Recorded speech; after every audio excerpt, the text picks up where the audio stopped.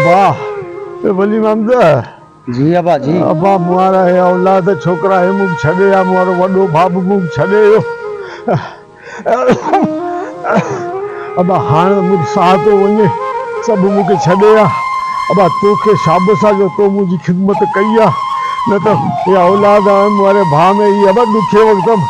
कम कोन तो अचन अब्बा न वडा को मसलो कोने चवंदा त इंसान इंसान जे कम में अचींदो आहे मुखे थोड़ो को ख्याल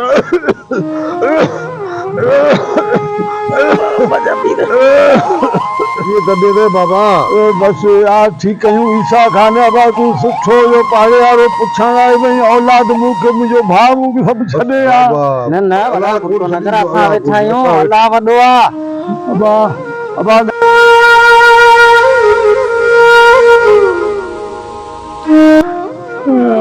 बस अल्लाह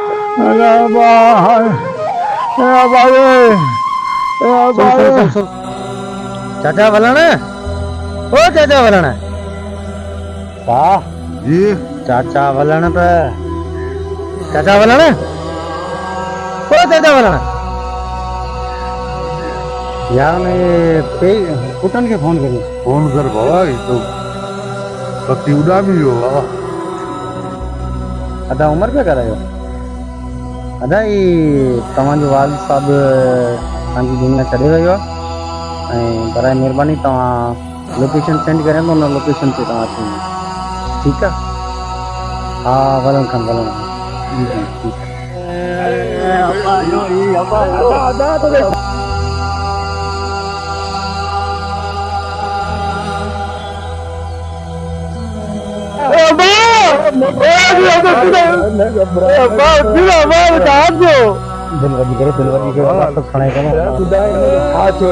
यार असां त बीमार ॿ टे ॾींहं इलाज बि करायोसीं जी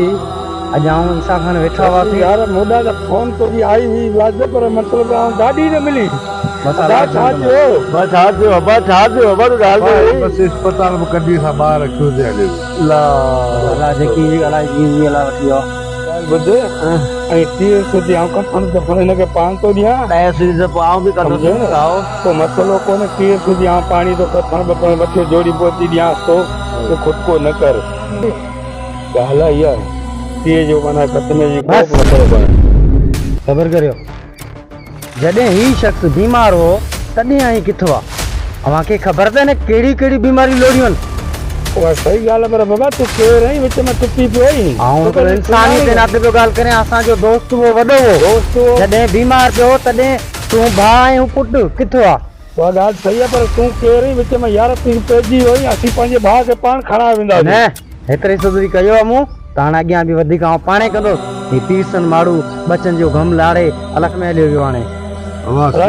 छोकिरा पाण खणेसि खबर न क्या कर मारो अची विच में वही रहा वही ना तड़े तो बचाव तो खणो बस हम चालू मत न करे न बाबा न खण को के केर में खणे ने बे असां जो 1 लाख रुपया कर दो जाजो कर दो दा वो असां जो कर दो नहीं कोना ना दा कर दो ना है न मारो जे असां जो कर दो आहे बाबा खणे बाबे जे केड़ो कर दो अथा मथा रखियो न असां 1 लाख रुपया थी वियो कर दो बाबा किथा यो कर दो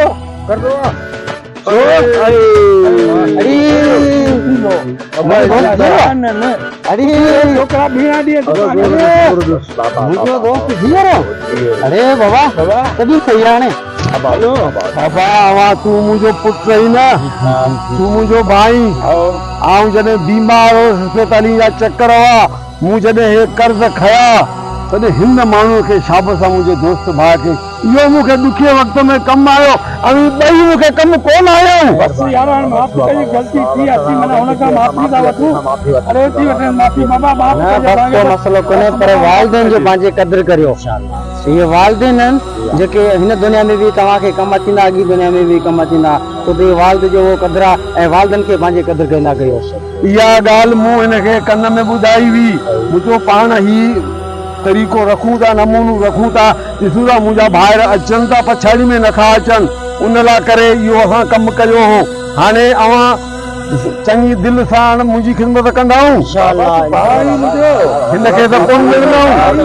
वॾो भाई तुंहिंजी दिलि सां ख़िदमत कंदासीं तो वठी हलूं घर बाबा असीं हिनखे घर था वठूं न को मसलो कोन्हे बाक़ी ही जेको न हिन जो को बि मौत न थियो ही त असां पाण गेम कुॾी हथ सां जेको असीं हुननि जे बचनि ऐं हुन ॿारनि खे ॾेई सघूं त वॾो हूंदो आहे वॾनि जो क़दुरु करियो अॼु ही टीह बि मची वियो त हिन जो मक़सदु न आहे तव्हां हिनखे घर मां ॿाहिरि कढी छॾियो बाबू असांजो बाबू ठीकु आहे को मसलो कोन्हे कॾहिं